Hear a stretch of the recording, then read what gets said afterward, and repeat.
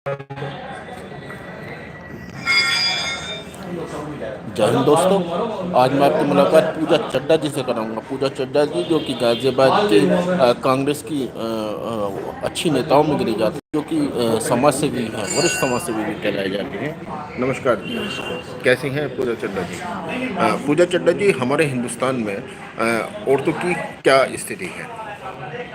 इस सरकार के आने के बाद हमारे देश की जो महिला की स्थिति और दिन पे दिन बदतर होती जा रही है। हमारे देश में छोटे छोटे बच्चों के साथ ऐसी घटनाएं घट रही है जिनको कहते हुए भी शर्म आती है। उनकी जितनी भी निंदा की जाए उतनी कम है।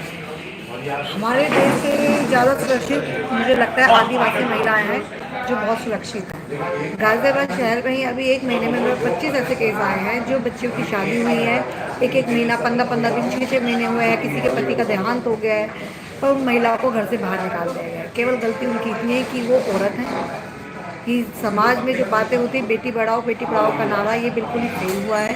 बेटी बचाओ की जगह इन लोगों ने बेटियों को ही मारने का काम कर रखा है। पूजा चड्ढा जी, हमारे समाज में 2 साल 3 साल 4 साल बच्चों के साथ गलत काम, यहाँ तक कि 60 साल की औरतों के साथ गलत काम होते हैं। आप क्या कहना चाहेंगे आप? ये बहुत ही ओछी मानसिकता के लोग हैं, जिनको ना तो छोटी बच्ची दिख रही है, ना कोई वृद्ध अपनी माता की उम्र की औरत दिखाई दे रही है। ऐसी लोगों की मानसिकता को हम घटिया मानसिकता का नाम दे सकते हैं, या फिर दिमागी तौर पे परेशान लोग हैं, बीमार लोग हैं, जो इन घटनाओं को वो कर रहे हैं। मेरा मानना है कि जब तक इसके खिलाफ कड़ा कानून नहीं बनेगा, ये घटनाएं को रोकने में हम इसीलिए होते जा रहे हैं। क्योंकि आप देखिए, आज एक घटना घटती है, कल सुबह मैसेज आता है कि 4 ऐसी घटना और हो गई। क्योंकि जब तक इस पर कानूनी कार्रवाई कड़ी नहीं की जाएगी, मुझे लगता है कि हम इसको रोकने में असमर्थ हैं। पूजा चड्ढा जी, पेरेंट टीचर मीटिंग होती है, जी। तो क्या कहना चाहेंगे आप पेरेंट टीचर मीटिंग के बारे में? मेरा मानना है कि कई मान्यता को जो मीटिंग है वो बहुत अच्छी होती है। क्योंकि स्कूल से पहले बच्चों को जो शिक्षा मिलती है वो उनके घर से मिलती है। जो भी तालीम दी जाती है माँ और बाप के द्वारा दी जाती है। पेरेंट्स मीटिंग में माँ बाप को जाना चाहिए, अपनों के बच्चों की बातों के जो हम लोगों को बच्चों के अंदर कमी दिखी वो बतानी चाहिए, और जो उनके अध्यापक बच्चों की कमी बता रहे हैं हमें उस पर गौर फरमाना चाहिए। क्या पूजा चड्ढा जी, बच्चों के साथ में सख्त व्यवहार रखना चाहिए या दोस्ताना नहीं, व्यवहार? मेरा मानना है कि बच्चों का जितना हम फ्रेंडली होंगे उतने ही बच्चे अपनी प्रॉब्लम हम लोगों से शेयर करेंगे। और जो आजकल का माहौल है, हमें बच्चों से फ्रेंडली होना बहुत ही अनिवार्य हो चुका है। क्योंकि हमें बच्चों को घर से ही शिक्षा देनी पड़ेगी, बेटा ये टच कैसा होता है और ये टच क्या है, अच्छा टच क्या, बुरा टच क्या। जब तक हम बच्चों को इन बातों का ज्ञान नहीं देंगे, बच्चों को इन चीज़ों को हमको अवेयरनेस करने की जरूरत है, और इसके लिए हमें फ्रेंडली होना बहुत ही जरूरी है। Pooja Chadha ji, mother is the institution of the society, तो आप क्या कहना चाहेंगे?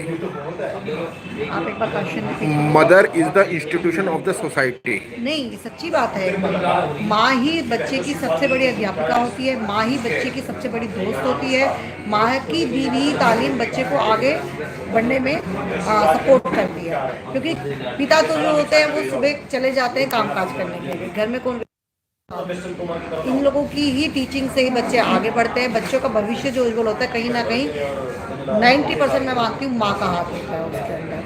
अगर माँ बच्चे को एक दोस्ताना व्यवहार करेगी और बच्चे को अच्छी चीज़ देगी, तो उस बच्चे के संस्कार भी अच्छे होंगे, और बच्चे को कोई भी प्रॉब्लम होगी तो बच्चा सबसे पहले आके अपनी माँ से ही डिस्कशन करेगा। पूजा चड्ढा जी, स्कूल का छोटा सा बच्चा, छोटी क्लास का बच्चा स्कूल का जो काम करता है, वो अच्छे नंबर नहीं ला पाता स्कूल में, तो वो घर आकर छुपा लेता है। तो आप क्या सजेशन देना चाहेंगे, क्या सुझाव देना चाहेंगे? बच्चा घर में बात तब छुपाता है जब उसको हम डांट के डपट के उसके साथ हम लोग बिहेव करते हैं। बच्चे को अगर हम फैमिलियर बात करेंगे तो बच्चा बिल्कुल नहीं छुपाएगा। ठीक है बेटा, कोई बात नहीं, इस बार नंबर कम आए, नेक्स्ट टाइम और मेहनत करेंगे। बच्चे का हमें प्रोत्साहन बढ़ाना चाहिए, ना कि उसका मॉरल डाउन करना चाहिए। उसके लिए माँ को ही पहले बच्चे को अच्छे से टीच करना चाहिए। बच्चे ठीक है बेटा, कोई बात नहीं, नंबर्स कम से कोई दिक्कत नहीं, हम और मेहनत करेंगे और आगे और नंबर लाएंगे। उससे बच्चे का मॉरल भी अप होगा और बच्चा खुद अपने आप को आगे बढ़ाने के लिए कोशिश करेगा। पूजा चड्ढा जी, जैसे कि आप समाज सेवी हैं, तो आपके सामने औरतों की किस तरीके की समस्याएं सबसे ज़्यादा आती हैं? आज के टाइम में मैंने देखा है कि शादीशुदा महिलाओं की बहुत समस्याएं मेरे पास सामने आ रही हैं। 2-2 साल शादी को हो गए हैं, हस्बैंड का वाइफ पसंद नहीं आ रही है, या उनकी मांगे ससुराल वाले नहीं कर पा रहे हैं। लेकिन मेरा मानना कहीं तक ये भी है कि आज के टाइम में जो फैमिली के घर बिगड़ रहे हैं कहीं ना कहीं कारण मोबाइल है। पहले शादी होती थी, बिन दिखाई शादी होती थी। मेरी मदर है, उन लोगों की शादी को इतना साल हो गए, लेकिन हमने कभी दादी नानी के परिवार से कभी कोई भी अपने समझौते को नहीं देखा है। लड़ाई हर घर में होती है। लेकिन महिला को अगर अपना घर बढ़ाना है, अपना घर चलाना है, शांतिपूर्वक रखना है, तो कहीं ना कहीं उसको भी कॉम्प्रोमाइज़ करना पड़ेगा। आज के टाइम में महिला कॉम्प्रोमाइज़ करने को तैयार नहीं है। क्या हस्बैंड और वाइफ को एक दूसरे की रेस्पेक्ट करनी चाहिए? बिल्कुल, रिस्पेक्ट अगर आज हस्बैंड वाइफ एक दूसरे की रिस्पेक्ट नहीं करेंगे तो कल बच्चे भी उनकी रिस्पेक्ट नहीं करेंगे। महिला को कई बार लगता है कि हस्बैंड गुस्सा कर रहा है तो उसके महिला को चुप हो जाना चाहिए। कुछ समय बाद उनसे पूछना चाहिए कि बताइए मेरी गलती क्या थी जो आप इतना नाराज़ थे। और हस्बैंड को भी लगता है अगर बीवी थोड़ा सा नाराज़ है या परेशान है तो उससे प्यार से पूछे बताएं आपकी प्रॉब्लम क्या है, क्योंकि ये जो मसले होते हैं हस्बैंड वाइफ के खुद ही आपस में निपटाए जा सकते हैं। तीसरा बंदा आता है तो उसमें प्रॉब्लम ज़्यादा क्रिएट होती है, ना कि घटती। हमारी महिलाओं के देश की महिलाओं के साथ चैन स्नैचिंग बहुत होती है, तो आप क्या सुझाव देना चाहेंगे? देखिए, अपराध तो बढ़ ही रहा है। आप देख सकते हैं क्राइम दिन पे दिन बढ़ रहा है। पहले तो रात में होता था, लेकिन अब तो दिन दहाड़े ही महिलाओं के साथ क्राइम बढ़ रहा है। कल अभी एक महिला से वसुंधरा में पर्स छीना गया और महिला ने उसका विरोध किया तो 100 मीटर तक उसको घसीटते हुए लेके गए। तो मेरा मानना है कि महिलाएं घर से निकलें। अब ये डर ऐसा बैठ चुका है कि ये चीज़ों का हम उपयोग ना करें तो हमारी ही सेफ्टी है उसके अंदर। पूजा चड्डा जी, पानी की बचत हम कैसे करें? देखिए, पानी अगर हम लोगों ने अभी पानी की बचत नहीं की तो आने वाले देश में बहुत बड़ा काल आएगा पानी को लेकर। हमें पानी वेस्ट नहीं करना चाहिए बिल्कुल भी। नहाने से पहले आप अपना एक बाल्टी पानी भर के रखें। ऐसा ना है कि नलका चलता जा रहा है और पानी बहता रह रहा है। अगर पानी को नहीं बचाएगा तो कल आने वाली परेशानी हम लोगों के लिए ही होगी। तो जितना हम सेफ वाटर करके चलेंगे उतना हमारे लिए ही बेस्ट है। पूजा चड्डा जी, आप पैसे कैसे बचाती हैं? मनी सेव कैसे करती हैं? देखिए, खर्चे इतने बढ़ा दिए मोदी सरकार ने। जो चीज़ 2 रुपए की आती थी आज के टाइम में वही चीज़ आपकी 20 रुपए की आ रही है। लेकिन फिर भी हमें कहीं ना कहीं से अपनी इनकम को सेव करके रखना पड़ रहा है। खर्चे सब्जी लेने जा रहे हैं तो भैया वहाँ पे आर्गुमेंट भी करना पड़ता है, उनसे नेगोशिएबल भी करना पड़ता है। मुझे लगता है कि अगर इस चीज़ के बिना मेरा गुजारा चल सकता है तो मैं उस चीज़ को हटाने की कोशिश करती हूँ कि ज़्यादा से ज़्यादा अपने घर की व्यवस्था को बनाने के लिए मुझे इसमें पैसे को जोड़ने की ज़रूरत है। आप बच्चों को क्या शिक्षा देंगे, कैसे वो मनी सेव करें? मैं मानती हूँ बच्चों को ये जो बाहर के चिप्स हैं, चॉकलेट्स हैं, इनको ज़्यादा से ज़्यादा अवॉइड करें। घर की चीज़ें खाएं, वो हमारे लिए पौष्टिक भी है और हमारे स्वास्थ्य के लिए भी अच्छी है। ये चीज़ें सारी मिलावटी आ रही हैं। बच्चों को बाहर की चीज़ें नहीं खानी चाहिए। मदर घर में भी चिप्स बनाती थी, अब जो 10 रुपए की चिप्स बाहर आते हैं उतने चिप्स 10 रुपए के आप एक महीना घर जो महिलाएं होती हैं, छोटी महिलाएं, छोटी बच्चे जो होती हैं, उनके जो पार्ट्स होते हैं, हमने कैसे समझाएं कि किन पार्ट्सों को छूना चाहिए, किन पार्ट्सों को नहीं इसके लिए छूना गूगल चाहिए? पे भी बहुत सारे बच्चों को ट्रेनिंग के वो दिए गए हैं, सिम्टम दिए गए। मदर्स को उनको देखना चाहिए, बच्चे को बताना चाहिए कि बेटा इस तरह का छूना है, हमारा गलत टच है, ये अच्छा टच है। और कहीं ना कहीं कुछ टचिंग पता चल जाती है। जब बच्चा किसी चीज़ से कतराए तो माँ को पूछना चाहिए कि बेटा आप इनसे क्यों हट रहे हैं, क्या प्रॉब्लम है, कैसे नहीं। जब आप बच्चे को टटोलेंगे तो बच्चा खुद अपनी बात रखेगा।